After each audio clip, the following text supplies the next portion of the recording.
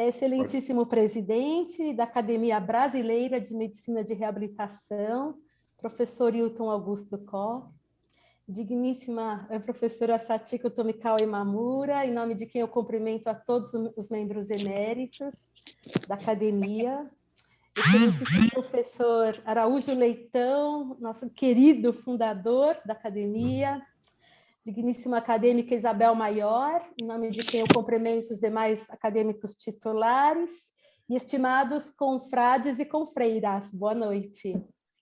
Sabem que no período de 24 a 31 de maio, semana passada, de 2021, a Organização Mundial da Saúde se reuniu na sua 74ª Assembleia Mundial da Saúde, é o órgão de tomada de decisões da Organização Mundial da Saúde, e foi aprovada em unanimidade a pauta sobre o plano de ação, que era 2014 e 2021, Melhor Saúde para todas as pessoas com deficiência. A renomada revista Lancet publica um artigo baseado na carga global das doenças, né, o Global Burden Diseases, com dados de 2019, revelando que a cada 3 pessoas no planeta, uma se beneficia com a reabilitação. Imaginem os senhores, então, após a pandemia Covid-19, o benefício da reabilitação, já considerado pela Organização Mundial da Saúde, antes da pandemia, uma estratégia-chave para a saúde do século XXI, tem agora um papel ainda mais relevante na saúde do planeta. Então, para enfrentar esse tsunami das diversas formas de deficiências, já presente, né, com previsão de um aumento exponencial, temos a honra e o privilégio de receber a digníssima professora Linamara Riso Batistella para nos nortear, nos conduzir nos caminhos da reabilitação, tendo a inovação como uma ferramenta essencial de destaque. O currículo da professora Linamara é extenso, mas eu gostaria muito de lembrar aos senhores. A acadêmica Linamara Riso Batistella é professora titular de fisiatria da Faculdade de Medicina da Universidade de São Paulo. Ela é editora-chefe da revista, né, de reabilitação mais importante no país, a Acta Fisiátrica. Ela é a idealizadora da rede de reabilitação Lucy Montoro, com 19 unidades distribuídas por todo o estado de São Paulo. Professora Linamara é hoje a presidente do Conselho Diretor do Instituto de Medicina Física e Reabilitação do Hospital das Clínicas, da Faculdade de Medicina da Universidade de São Paulo. Ela ainda é diretora do Centro Colaborador da Organização Pan-Americana de Saúde e da Organização Mundial da Saúde, na área da reabilitação. Ela é co-coordenadora do Grupo de Desenvolvimento das Diretrizes de Reabilitação relacionadas à saúde, da Organização Mundial da Saúde, desde 2012. Professora Linamara integra o grupo de trabalho para as manifestações de médio e longo prazo da Covid-19 dentro da Organização Mundial da Saúde. Ela coordena o programa de residência médica em Medicina Física e Reabilitação do Hospital das Clínicas, da Faculdade de Medicina da USP. Ela é presidente da Associação Paulista de Medicina Física e Reabilitação, é membro titular da Academia de Medicina Nacional dos Estados Unidos e ainda é consultora especialista do painel de reabilitação da Organização Mundial da Saúde. Então, ninguém mais não é apropriada para nos conduzir, nos nortear nessa reabilitação do século XXI. Professora Linamara, se deu para tomar água, a senhora já está com a apresentação, é com a senhora a palavra. E nós vamos ter a honra de ter a moderação dessa brilhante e magnífica palestra magna com a professora Isabel Maior. Boa noite a todos. Então, eu estou muitíssimo honrada com toda essa apresentação e muito preocupada de não ter conseguido até agora compartilhar a tela, porque eu queria mostrar, enfim, uma apresentação que que eu gostaria de estar mostrando para vocês, até para falar um pouco Professora, de como é que nós estamos conduzindo. Diga.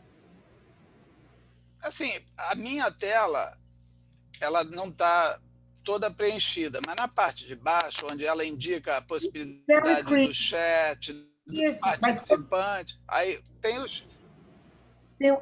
tem um ícone dito share screen, só que quando eu aperto, está dizendo que o host, quem está administrando, não habilitou para o participante a divisão da tela. não, estou Então, vendo agora. está vendo? Isso tem que entrar o host mesmo para poder Então, liberar. quem fez o convite é que tem que fazer isso acontecer, senão não tem como passar. Regina,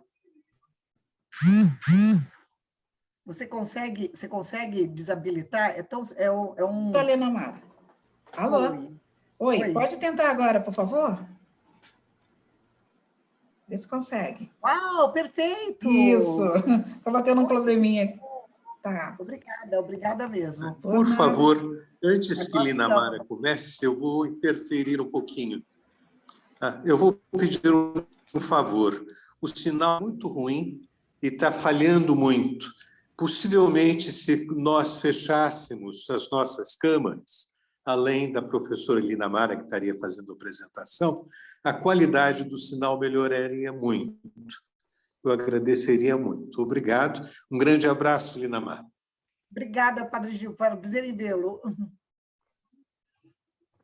Eu vou falar um pouco para vocês do que é uma mistura de um sonho com a necessidade, porque é de se entender que, nesse modelo de saúde, privilegia uma inequidade difícil de superar.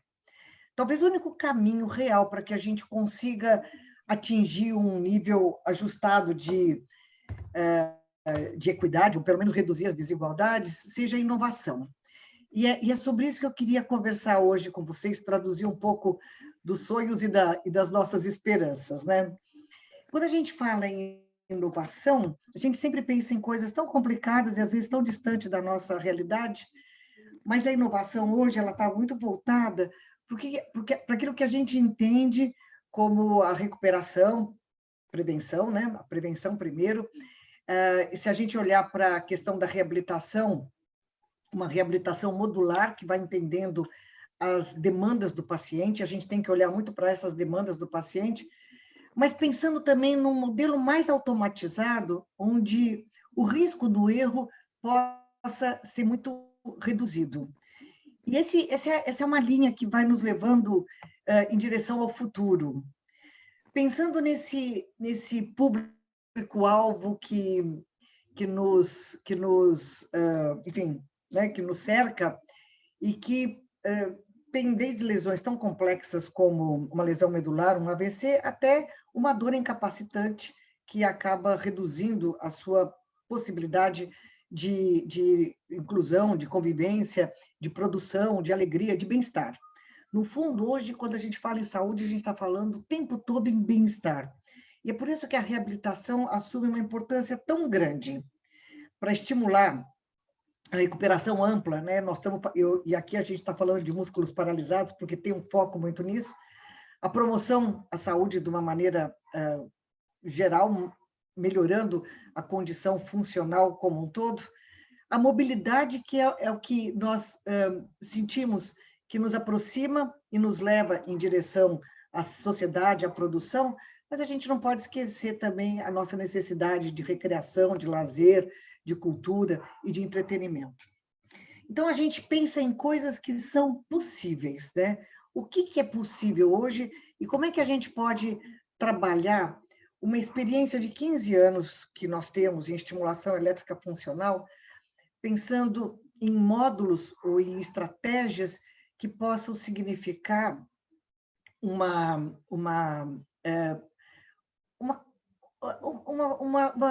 tratamento mais amigável. quando a gente está falando, eu ontem até usei esse exemplo e depois eu gostei do exemplo que eu usei ontem no encontro que nós tivemos lá na Academia do Rio Grande do Norte. Quando a gente está entregando um remédio para um paciente que tem uma condição crônica de saúde, a gente tem uma lógica de facilidade, né? A Pharma ajudou a controlar ou a aderência, ou melhorar a aderência do paciente, porque ela empacotou, ela embalou, ela invasou um remédio que eu ofereço para o paciente com uma prescrição tão simples que hoje é possível você controlar, se ele tiver acesso, né, ao assistência farmacêutica, ele controlar uma condição crônica e grave como é a hipertensão em casa. Como é que a gente pode embalar, envasar, empacotar, envidrar o nosso modelo de tratamento? Como é que a gente transforma a experiência do paciente em alguma coisa mais amigável? E foi pensando nisso que nós imaginamos dividir a estimulação elétrica funcional em protótipos ou em módulos que podem estar funcionando em conjunto ou podem estar trabalhando separadamente, para que eu ofereça para o paciente aquilo exato que ele necessita e que ele possa acionar bastando um toque. Porque tudo que sai do controle do paciente, a tendência dele é não fazer, é não usar. Mas eu não quero só isso.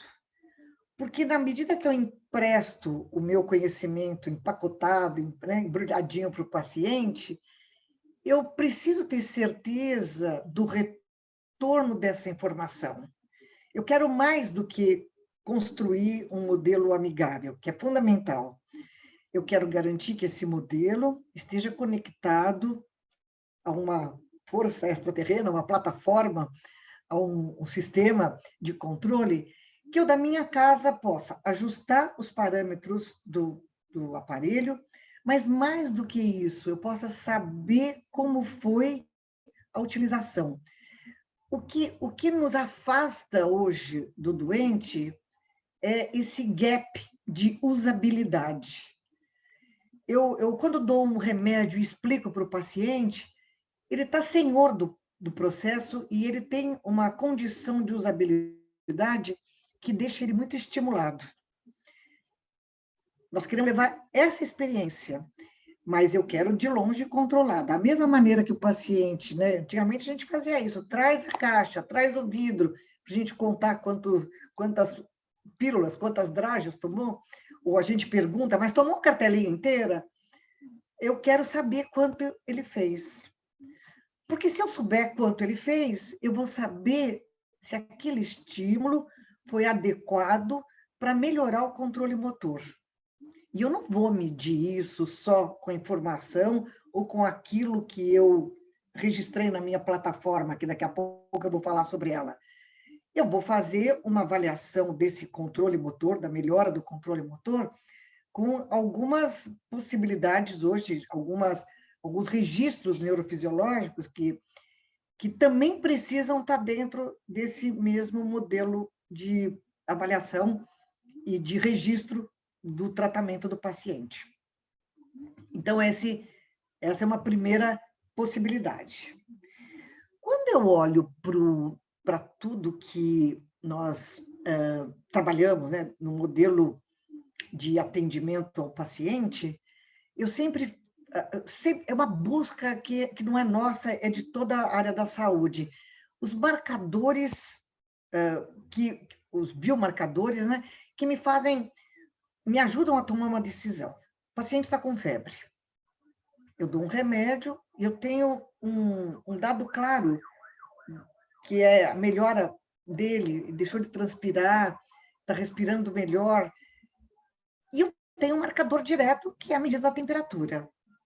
Bom, mas agora eu vou dar um antibiótico para esse paciente. E aí eu tenho uma série de marcadores que mostram que aquele antibiótico não está fazendo efeito e eu preciso associar outro.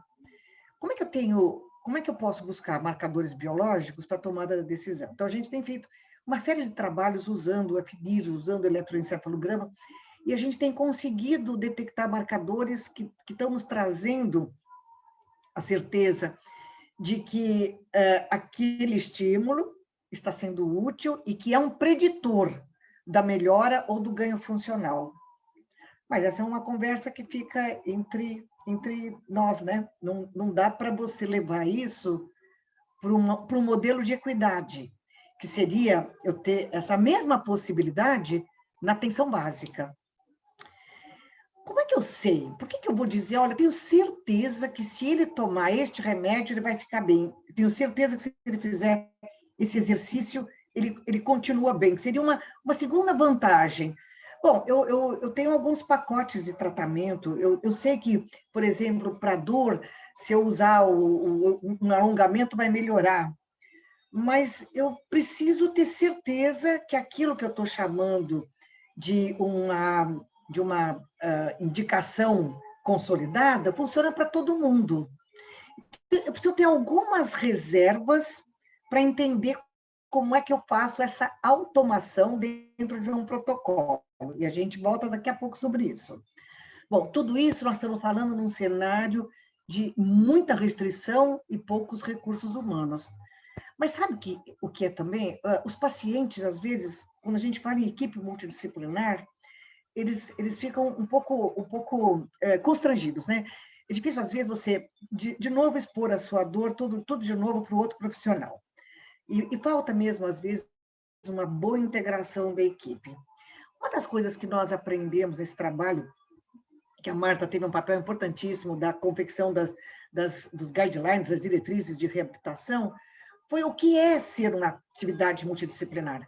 Atividade multidisciplinar é também quando eu tomo o conhecimento da enfermeira e posso eu mesma tomar aquela providência. O conhecimento é multidisciplinar, mas a ação, quando eu digo que eu tenho uma ação interdisciplinar, significa que eu fui buscando os vários conhecimentos e agora eu estou apropriada para resolver, pelo menos aqui nesse primeiro momento, nessa primeira ação, sozinha.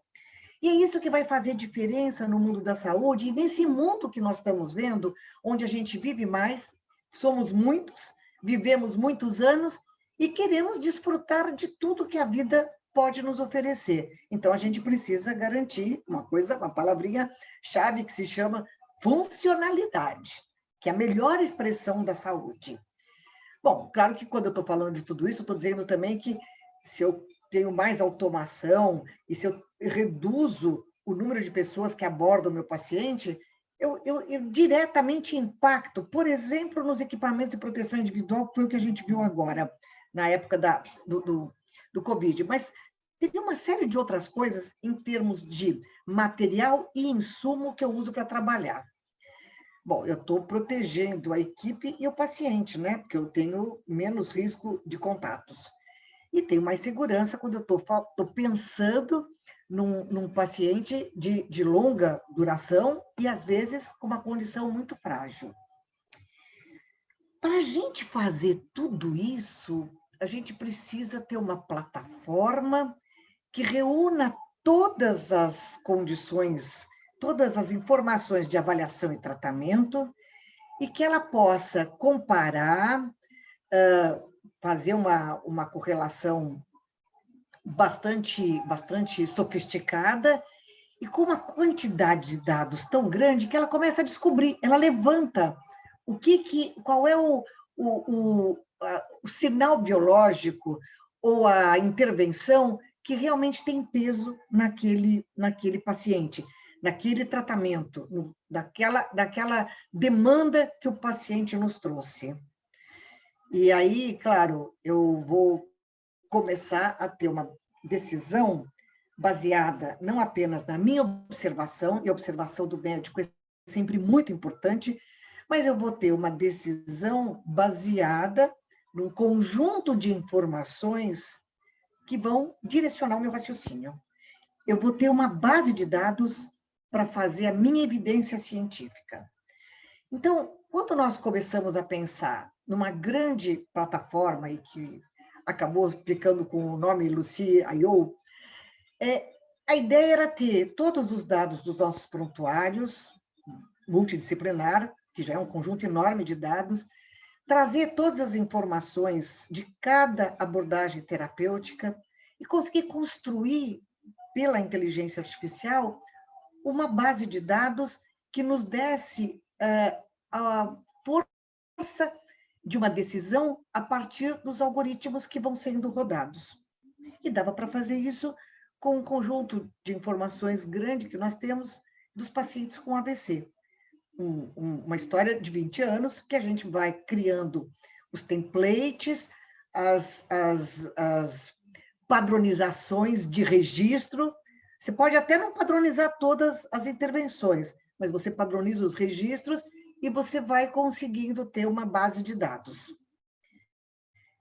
Com a IBM, num grande projeto patrocinado pela IBM e pela FAPESP, 50% cada um, nós estamos fazendo exatamente isso. Nós estamos usando o aprendizado da máquina, a partir da inteligência artificial, para entender quais são os marcadores neurofisiológicos, os biomarcadores, que realmente podem nos servir para a gente, daqui para frente, poder ter uma decisão clara sobre continuar o tratamento ou não, baseado nesses biomarcadores.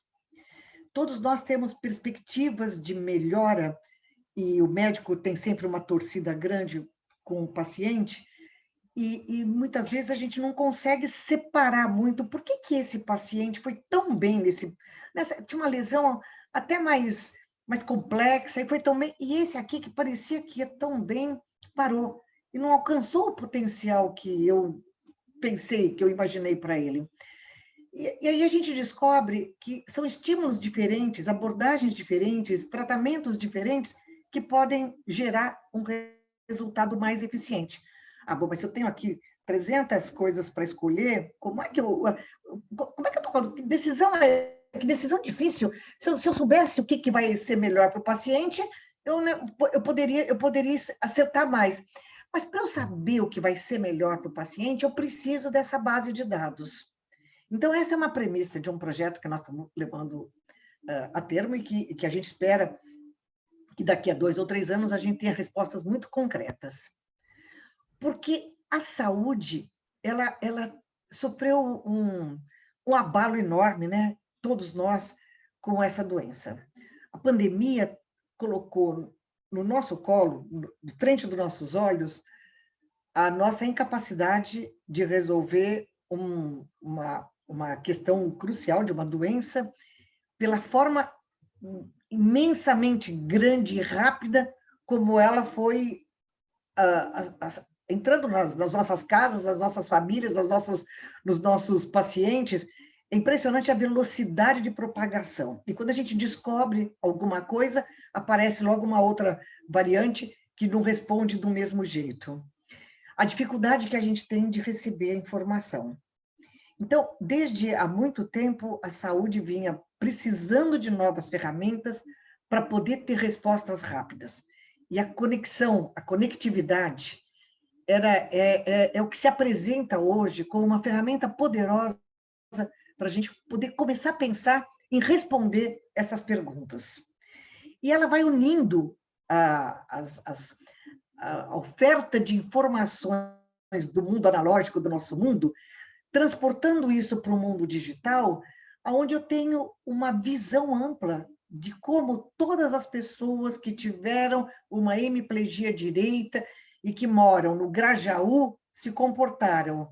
Porque é diferente de todas as pessoas que tiveram hemiplegia direita e que moram no Jardim América. Ué, mas desde quando a doença... Não, porque a doença olha para os fatores biopsicossociais. E como é sutil isso, eu não consigo separar.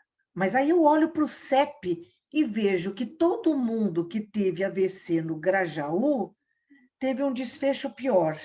Aí eu vou olhar que todo mundo que mora no Grajaú teve mais tempo, demorou mais para chegar até o posto.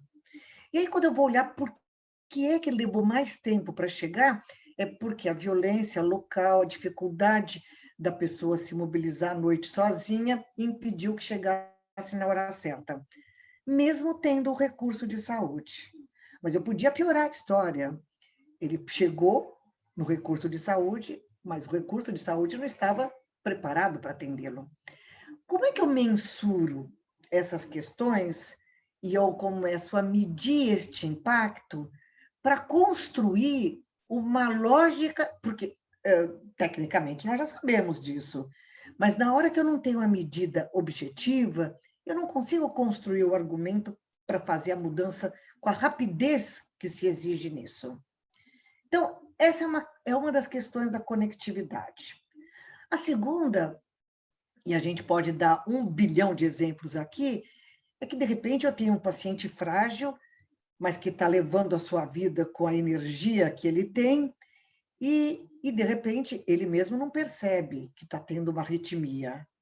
E é exatamente aquela arritmia que vai gerar o tromboembolismo e vai levar ele para o AVC. Mas eu poderia ter evitado isso se ele usasse um device, ou podia ser um relógio, pode ser uma banda, pode ser um band-aid em cima do coração dele, que tivesse um sensor e que me avisasse que ele está tendo uma arritmia. Algumas vidas já foram salvas assim, mas dentro de um modelo que não é acessível para todos nós. E a gente quer modelos acessíveis, do ponto de vista econômico e de usabilidade.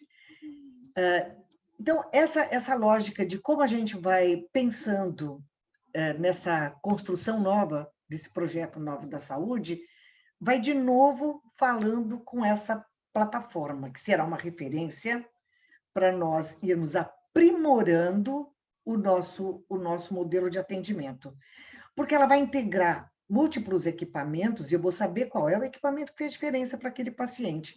Ela vai aprimorando o tratamento do paciente com algoritmos que vão sendo ajustados de acordo com as intervenções.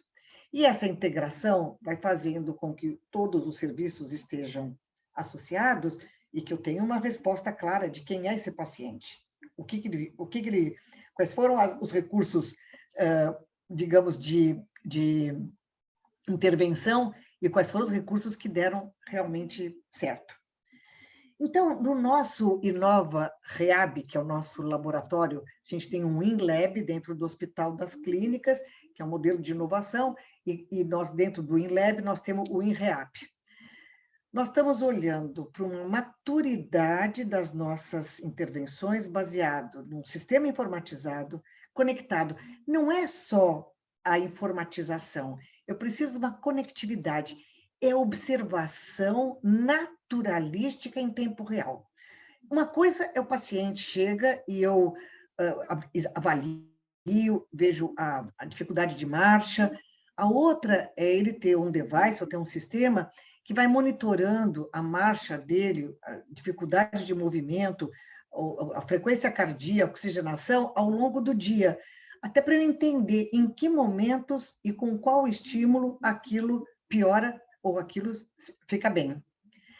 Ele tem que ser tão fácil e tão prático e visível, a gente diz, para que eu possa compartilhar. Ele tem que ser dono da informação, mas ele está compartilhando com a equipe médica. Tem que ser transparente, tem que ser preditivo.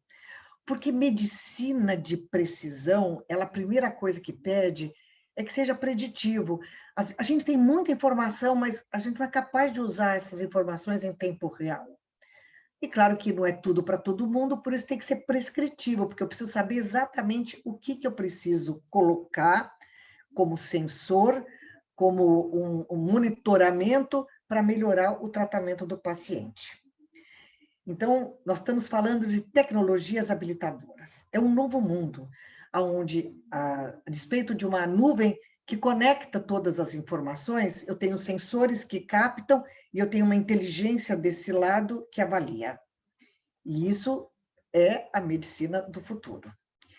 Voltando para o nosso hospital. Então, um grupo de empresas de grande porte, aliados às agências de inovação, como a BDI, a própria FINEP, com todo esse suporte, nós estamos trabalhando como é que a experiência do paciente pode ser melhor, mais pautável, ele entende o que ele está recebendo como tratamento, ele entende que informações nós estamos tendo, sinérgica, orquestrada. Tudo tem que estar dentro de uma modelagem que, se faltar uma peça, se faltar uma nota, o maestro seja avisado. Numa plataforma que eu possa transferir informações e comunicar com outros players, e dentro desse modelo digital e com devices inteligentes, né? São a gente chama de smart things, que são devices, são suporte que você pode usar na roupa, usar dentro de uma prótese, como nós vamos mostrar para vocês, e que nos ajudam a ter uma melhor sensibilidade sobre aquela determinada ação. E porque a gente quer, é um sonho grande, mas eu acho que vai dar certo, a gente quer fazer um registro da jornada do paciente, a jornada de reabilitação. Eu não quero mais ver uma foto desse paciente quando ele chega. Hoje nós temos fotos dos tratamentos, eu quero ter um filme. Eu quero ter uma visão clara de como é o estímulo que esse paciente recebe ao longo do dia, como é que se reflete em todas as atividades dele.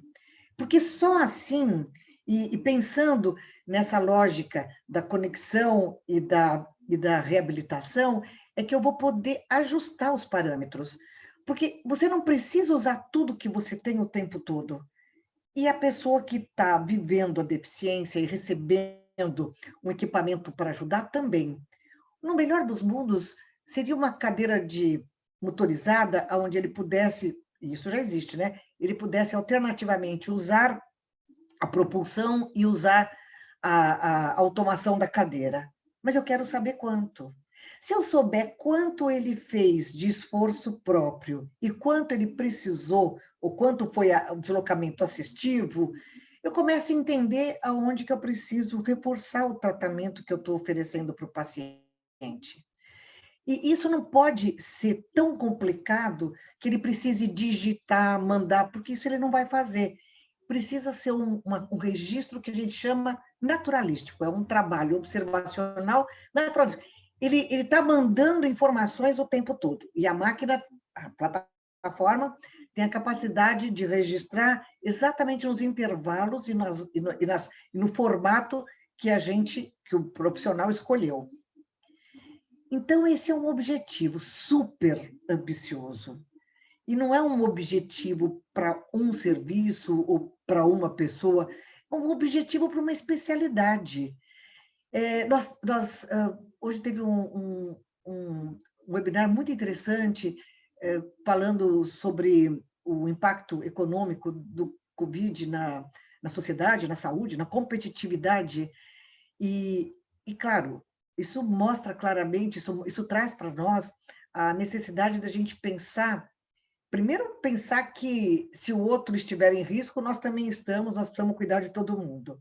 Então, alguma coisa tem que ser feita nesse modelo de saúde que ainda é tão dividido. Segundo, que nós precisamos criar condições para que seja possível o tudo para todos, com menos interface humana, porque nós é que criamos problemas para o sistema. Se nós conseguirmos que o sistema seja cada vez mais conectado, nós vamos ter um papel da inteligência do sistema e não o papel... Porque hoje a gente faz e tem inteligência, e nós vamos continuar fazendo, mas talvez a gente faça menos e continue com a inteligência do sistema. Então, esse ecossistema vai melhorar o atendimento, mas vai melhorar, acima de tudo, a nossa capacidade de decisão. Então, vou contar para vocês o que nós já estamos fazendo com essa perspectiva. E por isso que quando a Marta falou, você quer falar de Covid? Eu falei, não, eu quero falar da esperança do futuro. O Covid é o presente, e é um presente ainda desanimador, de muitos nãos, né? de muita falta e de pouca luz no final do túnel. Mas se nós olharmos para tudo que está acontecendo do ponto de vista da inovação, das possibilidades, algumas coisas acontecendo, mas outras ainda são possibilidades, nós vamos entender que existe, sim, um caminho muito alvissareiro, sobretudo para a reabilitação. Não tenho dúvida que nós seremos a especialidade mais importante no futuro próximo, no futuro muito próximo, porque bem-estar é funcionalidade e bem-estar é o melhor sinônimo de saúde, não é ausência de doença, e todo mundo sabe disso. Então, olhem vocês. Nós aprendemos com o FNIRS que a gente pode trabalhar, reconhecer qual é o estímulo que realmente ativa o metabolismo das áreas motoras e pré-motoras. E nós temos feito vários trabalhos. Marta tem uma experiência enorme disso com respeito à osteoartrose. Vejam vocês, dor. O impacto que a dor tem hoje no mundo, na competitividade, é alguma coisa assustadora. Bom, só que a gente não consegue ter uma Marta em cada posto de saúde, muito menos em cada estado e, quem sabe, em todos os países. E o FNIRS é uma leitura muito complexa. Ele, até certo ponto, é uma espectroscopia por infravermelho, ele lê o metabolismo cerebral, é quase parecido, assim, de uma forma simplista, com a termografia que nós fazemos de superfície. Mas ele realmente avalia o metabolismo cerebral. Então, é muito interessante. Só que a leitura do FNIRS é um drama.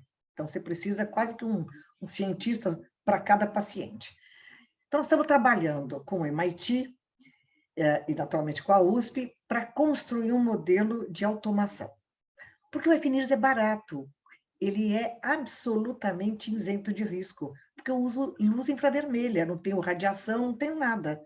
Mas ele tem esse problema. Então, ele é muito usado, todo mundo acha lindo, celebra, e eu idem, mas em pesquisa. E eu acho que está na hora dele virar um instrumento de assistência. Se pesquisa pela pesquisa, não tem sentido. A gente faz pesquisa para melhorar a assistência. O EEG, o eletroencefalograma, e da maneira como nós fazemos, né, com 126 canais, 128 canais, ele oferece uma possibilidade enorme de nós entendermos, não é só as questões que envolvem os estímulos cerebrais, mas é a conectividade do cérebro, o equilíbrio interhemisférico, que é o fundamental quando nós estamos falando nesse processo de reabilitação. Mas ele também é outra questão. Você pega um eletro de 12, 24, esses convencionais aí de poucos canais, e aí o indivíduo te diz se tem arritmia, não tem arritmia, e ele joga fora tudo que o eletro pode te oferecer, porque é muito complexo para você limpar artefato, o FNIRS também tem, limpar artefato para você ler. Então, o convencional do eletroencefalograma clínico é muito pouco para falar sobre tudo que o eletroencefalo pode nos oferecer do ponto de vista da neurociência. Então, dá muita pena perder isso.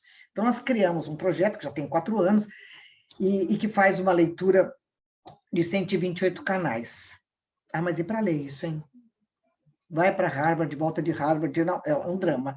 Então, junto com a FAPESP e IBM, a IBM, quando nos procurou, eles queriam alguma coisa que significasse novas ferramentas. Eles não queriam que a gente repetisse o que eles têm. E claro que eles tinham muito interesse em saúde, como todo mundo tem.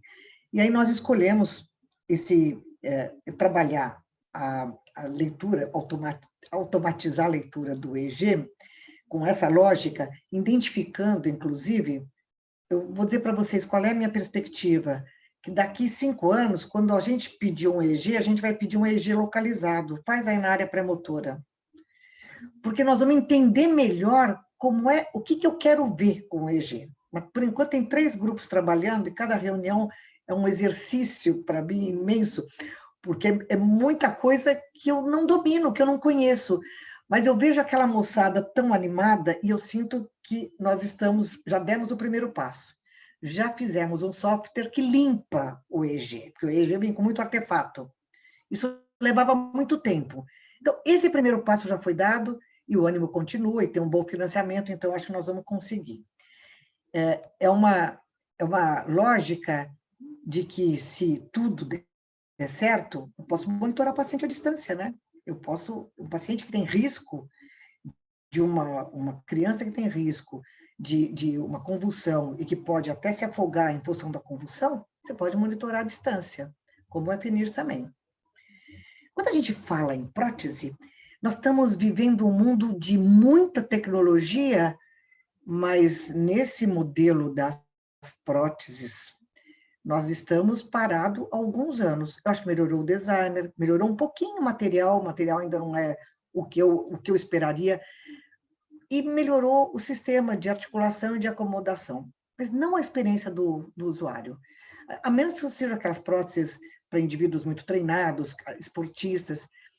E nós fizemos uma brincadeira no nosso centro de reabilitação. Nós colocamos um sensor de propriocepção dentro da prótese. E foi impressionante o quanto melhorou para o paciente isso. Então, agora nós estamos fazendo os testes clínicos. Porque se ele tiver a percepção de onde está a perna, ele vai ter menos risco de queda, mas ele vai ter uma marcha mais leve, mais fácil. E estamos numa fase de testes clínicos. Eu acredito que isso vai ser um ganho. E quanto isso custa mais? Acho que muito pouco, né? A gente tem muita coisa para braço, para membro superior, mas a mão é tão rica e tão necessária, e, de novo, a complexidade das doenças que nós tratamos hoje, das lesões, exige alguma coisa que fale mais de perto. E a gente andou olhando o que existia no mundo, nos hemisférios nortes da vida, e nada satisfaz e nada pode dar um trabalho tão individualizado para dedos e punhos. Então, junto com a FEI, com a Faculdade de Engenharia Industrial, nós propusemos um trabalho para a FINEP e estamos fazendo essa manufatura aditiva com estimulação elétrica funcional. Porque eu quero que seja alguma coisa que possa treinar e, ao mesmo tempo, garantir uma usabilidade para atividades simples, como segurar um copo, mas, em princípio, para treinamento, com FES e com o recurso de garantir que ele esteja na mesma plataforma para eu controlar, não apenas os parâmetros de estímulo, mas também o quanto o paciente efetivamente está usando. Nós falamos muito de FES, né? E eu mostrei para vocês o que originou toda essa nossa discussão. E é isso que nós estamos trabalhando agora. Também com um apoio muito grande da Associação Brasileira de Desenvolvimento, Industrial, a BDI. E eu estou contando tudo isso para vocês porque, às vezes, a gente tem uma sensação de que a nossa especialidade está faltando visibilidade, está faltando investimento, e não é verdade. Porque todos esses investimentos que eu estou falando para vocês vieram de fontes públicas ou privadas, baseado em projetos muito definidos e sempre com esse foco da inovação. Eu gosto muito de pensar que nós vamos chegar, e esse é o nosso carro-chefe, nesse ciclo ergômetro que está sendo patrocinado pela Associação Brasileira de Desenvolvimento Industrial, Agência Brasileira de Desenvolvimento Industrial, porque isso vai virar um produto de mercado, para que as pessoas possam ter isso em casa, como tem a bicicleta ergométrica. Tem que ser um preço tão razoável que o indivíduo possa fazer o estímulo dele com FES em casa. Então, essa é uma lógica sempre dos nossos projetos. Como é que a gente consegue garantir qualidade, inovação e custo?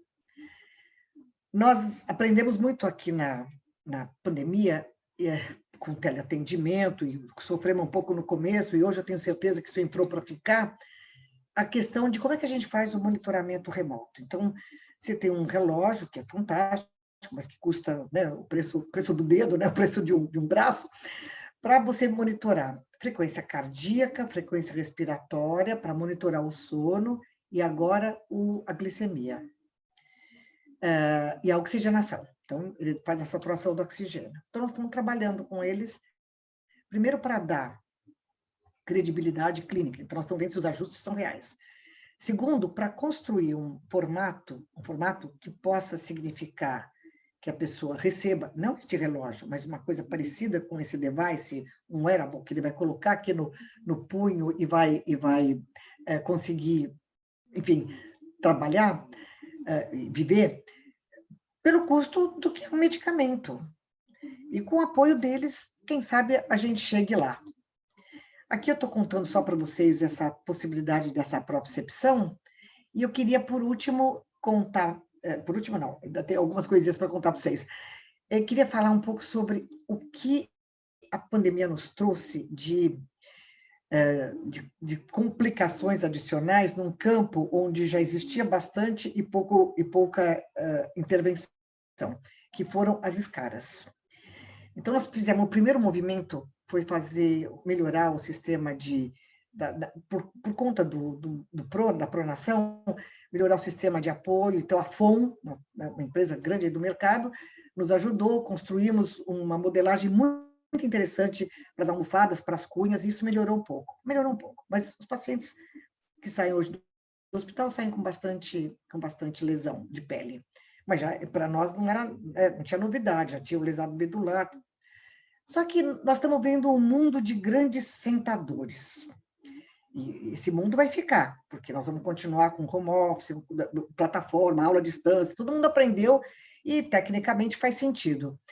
Nós precisamos garantir que isso não signifique mais escaras. Então, nós estamos desenvolvendo, junto com uma empresa de mercado, também uma coisa muito interessante, um novo sistema de biofio para úlcera de pressão, com medicamento e com sensor, porque eu posso monitorar se está molhado, se está com sinais de infecção, e evita que eu tenha que abrir ou descolar o curativo para saber como é que está a pele. Bom, já que a gente tinha que pensar que vamos passar muito tempo sentado, precisamos começar a pensar de que maneira eu monitoro o paciente à distância, numa cadeira de rodas ou num assento convencional, porque ele pode ficar sentado sem precisar de uma cadeira de roda específica. Como é que eu monitoro as pressões para evitar que ele forme escara? Nós estamos falando de uma população que envelhece, e junto com esse envelhecimento, menos exposição, mais fragilidade de pele. Então, o que serve para o nosso lesado medular, certamente servirá para muitos dos idosos que certamente vão povoar o nosso universo. Então, aqui o monitoramento remoto dos sinais biológicos é muito interessante. E estudando profundamente isso, nós já entendemos que vai dar para monitorar movimentos também. Mas enquanto a gente não consegue monitorar o movimento para saber o tamanho do passo, da passada, existem alguns devices que são de baixo custo e que podem exercer essa mesma função e que vão chegar, eu tenho a impressão que vão chegar num custo tão apreciável que o paciente vai poder comprar, como ele hoje compra uma bolsa de água quente, ou compra uma órtese de punho, só que nós vamos poder monitorar à distância. Tem coisas tão baratas e que a gente também não usa como um aplicativo. Agora, no COVID, nós desenvolvemos um aplicativo onde o paciente registra a funcionalidade dele. E eu vou monitorando. Sempre me chamou muita atenção o paciente que, de repente, surge, né, PCR positivo e não tem sintomas pulmonar. E, realmente, a intuição andou junto com essa questão, porque esses pacientes tiveram muitos sintomas, mesmo apesar de não ter uma sintomatologia expressiva respiratória, às vezes até bem desapercebida.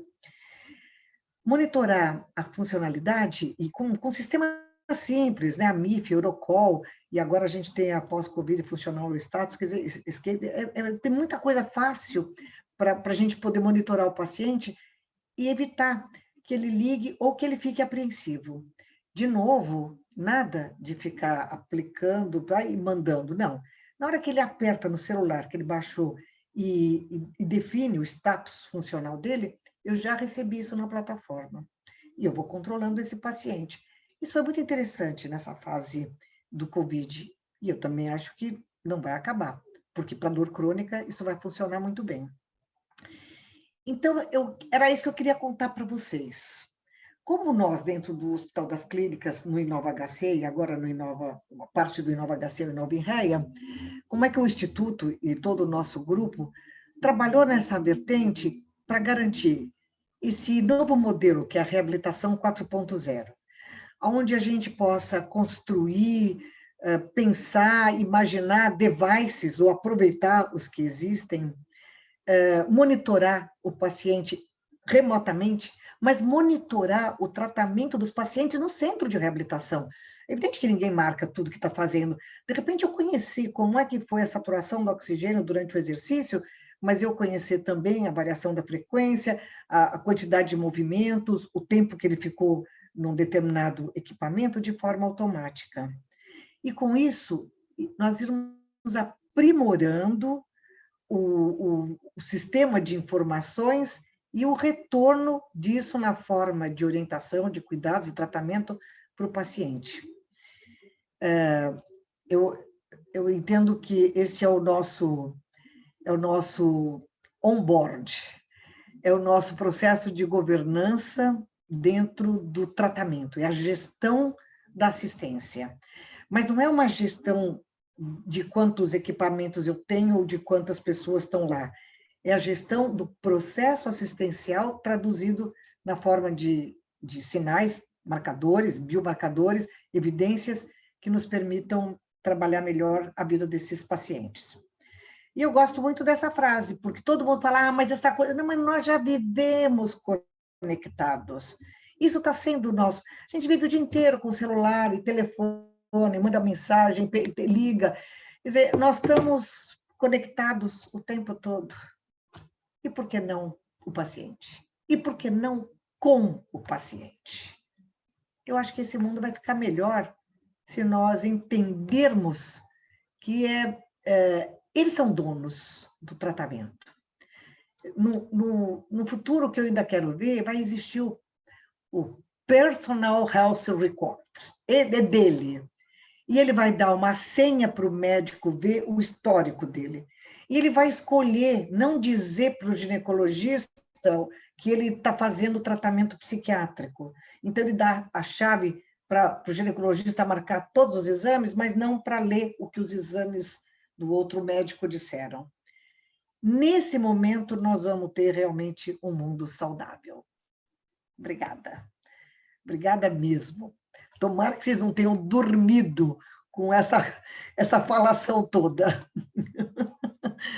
Que gostoso estar aqui com você de novo, Hilton. Que gostoso ver a Isabel. Quanto tempo.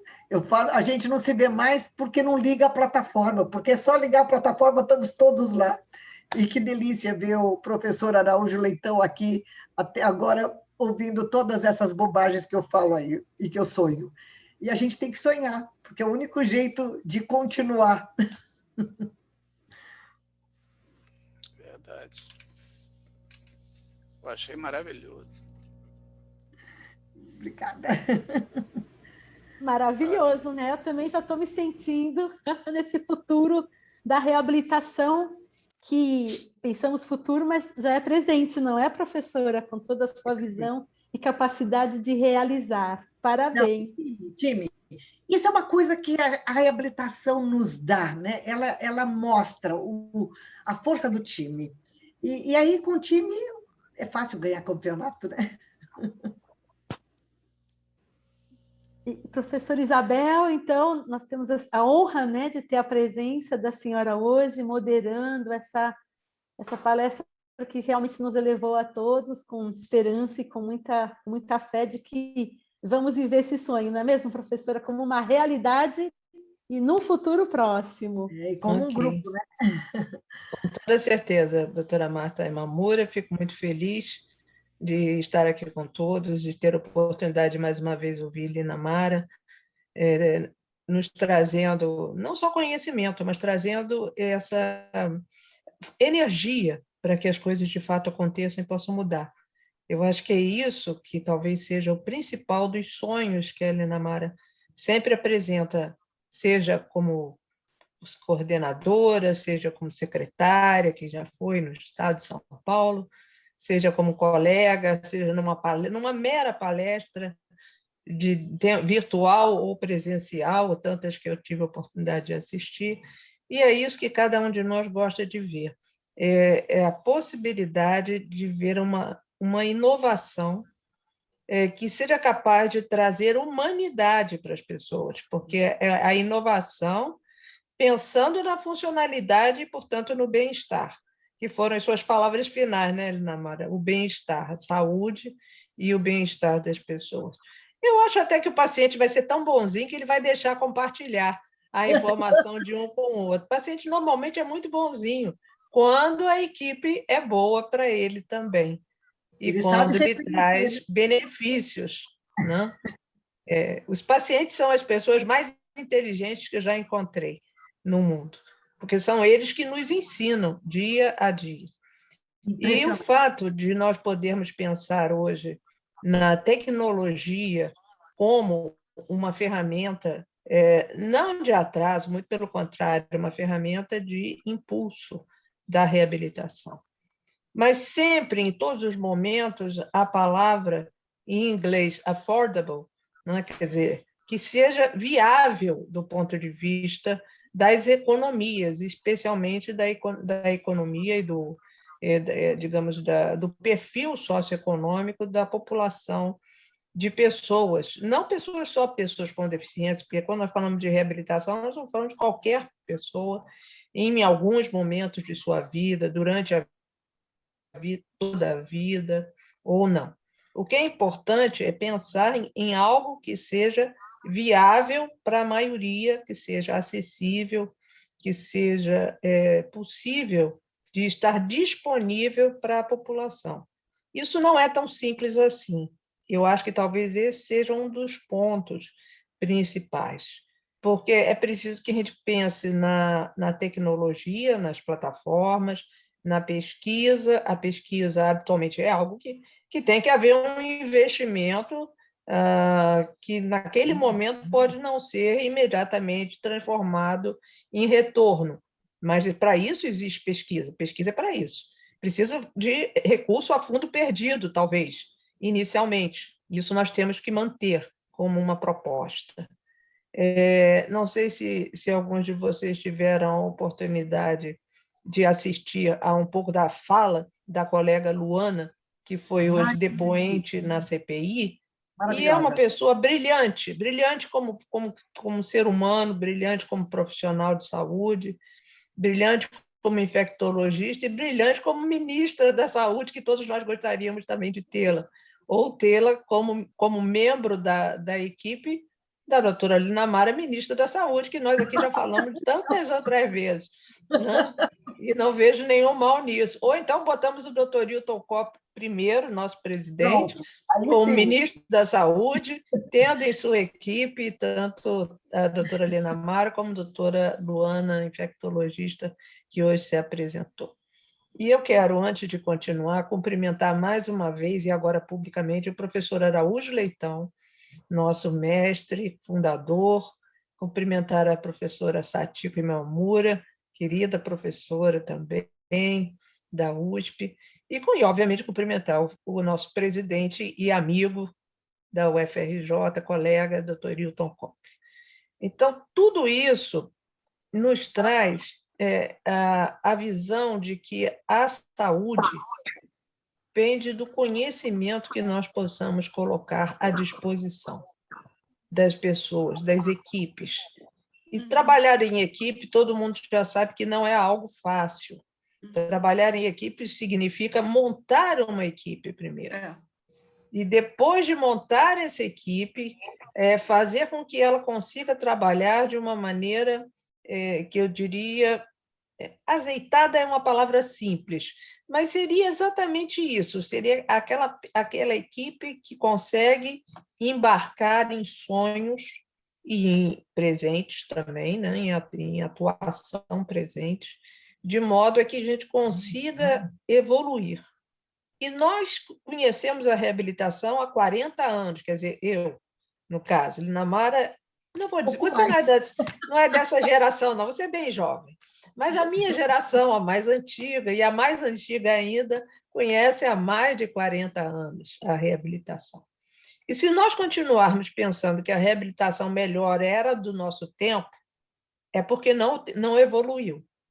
A do nosso tempo era muito boa para o nosso tempo. Não há dúvida nenhuma sobre isso. mas é preciso que haja algo mais. E eu fiquei, doutora Helena Mara, extremamente feliz em ver ali aquele dispositivo de propriocepção. Porque aqueles que me conheceram caminhando, a mim, Isabel, com lesão medular, na época em que eu usava bengala e caminhava, e alguns de vocês me conheceram nesse período, devem lembrar que eu olhava sempre para o chão. Eu caminhava, mas estava sempre olhando para o chão. Dr. Roberto Vital, então, que era meu companheiro de residência, amigo até hoje, sabe muito bem como é que era isso. Pela falta da propriocepção. Então, eu sempre supri a falta da propriocepção pela lesão medular, pela visão. Mas isso interfere de uma forma muito grande quando você transforma um paciente, pelo exemplo que foi dado pela professora Helena Mara, uma pessoa amputada, e que muitas vezes ela abre mão de utilizar uma prótese porque ela perde a propriocepção que a extremidade do coto lhe dá. Isso é muito comum quando nós tratamos de membros superiores. Membros inferiores ainda conseguimos, tanto que eu exemplifiquei o meu caso, que consigo andar, conseguia na ocasião andar, em razão, mesmo não tendo a propriocepção. Mas posso dizer a vocês, com tranquilidade, porque passei por isso, a falta que faz a propriocepção. Então, qualquer sensor, por mais simples que seja, ainda um protótipo, ele com certeza vai ajudar os pacientes, muitíssimo. E qualquer paciente, mesmo aquele que tem o segmento e que precisa de um input a mais, né? de um recebimento de um estímulo que lhe permita, então, desenvolver a funcionalidade, seja da marcha, seja da movimentação, seja simplesmente ficar de pé. Às vezes é só a posição segmentar que vai auxiliar esse paciente. Reparem que são pequenas informações que todos nós sabemos, mas como foi muito bem aqui colocado, são tantos os indicadores, são tantas as informações que a inteligência artificial e a possibilidade de juntar todas essas informações em plataformas que vão desenvolver os inputs através de redes, nós consigamos, então, criar mapas que nos orientarão melhor e orientarão, obviamente, o paciente da informação e o retorno dessa informação imediata para o paciente, de forma que tanto o profissional como todos os técnicos das equipes que estejam ali lidando com aqueles pacientes e outros que venham a atendê-lo em outro momento, possam utilizar de forma inteligente. Não desaparece a figura humana, não desaparece a inteligência humana, muito pelo contrário, há que haver muita inteligência para programar. O que nós vamos precisar é ter mais elementos nessa equipe, que são os programadores, que são aqueles que tratam da informação e que farão com que a informação seja uma informação uma bioinformação, que vai permitir que as pessoas, então, possam ter a sua saúde recuperada mais rapidamente. Foi uma outra expressão que você utilizou, não sei se todos aqui, nem todos são fisiatras, nem todos trabalharam, significa Functional Electrical Stimulation. Esse é o phase,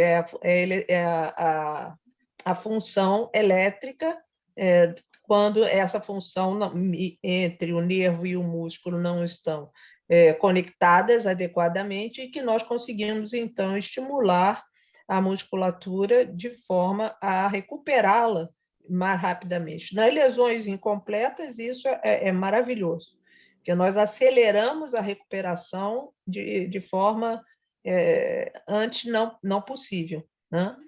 Mas, mesmo naquelas pessoas que não terão movimento, ou terão um movimento mesmo que parcial, também é uma recuperação e um estímulo muito grande. Eu posso aqui exemplificar com uma figura pública, sua paciente, né, Lina Mara, sua grande amiga, que é a nossa senadora Mara Gabrilli. A Mara é a melhor das garotas propagandas de toda essa estimulação feita com equipamentos, feita com eletroestimulação, porque ela realmente recuperou. Depois de 20 anos quase de lesão, ela conseguiu recuperar pequenos movimentos que a fazem hoje, não sei se após a Covid, mas pelo menos antes, quando eu estive com ela até o final de 2019, ela conseguia finalmente tocar a manoplazinha, um pequeno contato da cadeira motorizada. E isso pode parecer algo muito pequeno, mas não é. Para a própria pessoa e pelo sorriso da senadora Mara Gabrilli, quando ela me mostrou, e ela me chamou, Isabel, vem ver o que eu estou fazendo. E aí foi o dia em que ela me mostrou que ela estava, então, guiando a própria cadeira de rodas com todo o tratamento a qual ela se submete há quase 2 décadas, se eu não estiver enganada, né? Ela é o oposto da Isabel. Eu sempre digo, Mara é a pessoa que se reabilita e estará sempre pronta para experimentar toda essa plataforma. E a mim, vocês, como médica, eu me convenço, mas como paciente, vocês terão que me convencer, que parece que é uma preguiça de fazer os exercícios e de me submeter. E isso talvez seja um estímulo muito grande, mostrando... Não? Uma mudança de paradigma, porque assim, você fazer um exercício com realidade virtual fica divertido. Você não percebe que passou meia hora. Aquilo te induz. Então, eu acho que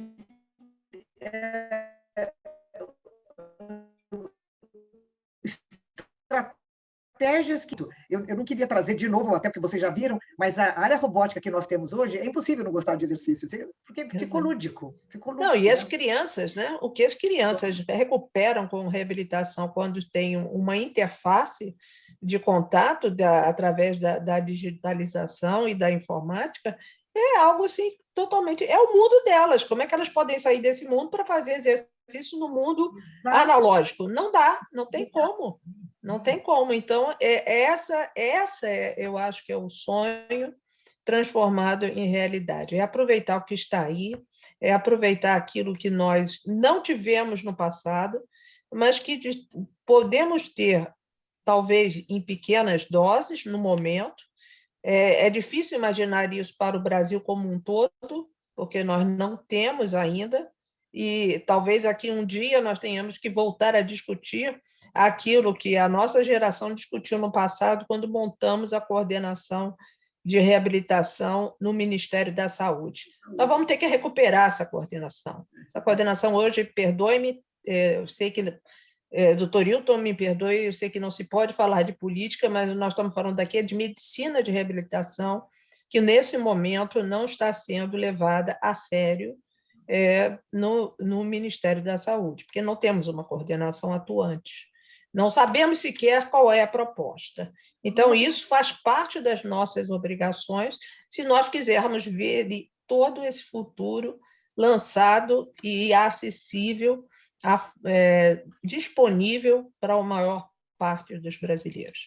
Eu vou deixar os meus comentários por aqui, parabenizando mais uma vez a doutora Lina Mara, Riso Batistella, toda a sua equipe do Hospital de Clínicas, toda a sua equipe da Rede Luci Montoro, o quanto nós apreciamos o seu entusiasmo, o quanto nós conhecemos a sua liderança nessa matéria no Brasil, e o quanto isso nos traz um pouco realmente de ânimo, num momento em que uma pandemia ainda existente no nosso país tenta nos derrubar a cada momento, e nós procuramos responder pensando no futuro e pensando na qualidade de vida das pessoas. Obrigada pela participação, que eu tive a oportunidade de fazer. Obrigada mesmo. Muito, muito gostoso ouvir você falar. Eu só queria fazer um reparo. tecnologia, essa tecnologia, ela vai se colocando cada vez mais barata, mais acessível.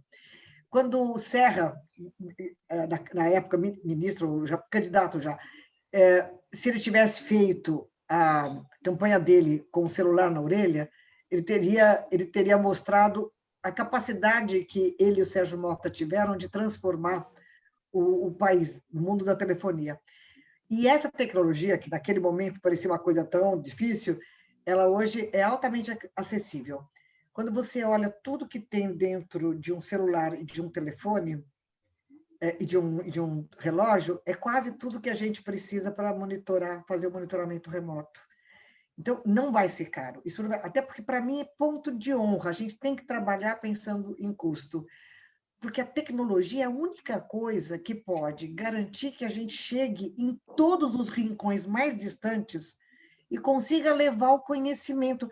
E aí, o que a Marta vive chamando atenção é o famoso task shifting. Eu já sei exatamente como é que eu tenho que empacotar e eu mando e supervisiono. Eu não preciso estar lá para garantir que o tratamento seja bem feito. E eu não dependo de informações de terceiro, porque eu recolho a informação e estou comparando com os outros pacientes. Isso é o futuro, e é um futuro próximo e é barato, eu tenho certeza disso. Nós estamos com um projeto com o governo inglês, com o National Health Service, patrocinado pelo Prosperity Fund, para garantir uma saúde digital dentro do... Enfim, tem uma parceria, inclusive, com o Ministério da Saúde, que a gente prefere não falar, para garantir, inclusive, que seja um modelo para o Brasil inteiro. E olha que coisa interessante. Como a gente estava com um problema de conectividade, porque uma coisa é conexão, outra coisa é... A Dell fez uma caixa de ressonância que você coloca, é um modem. Você coloca em qualquer lugar e ela acha a rede comercial.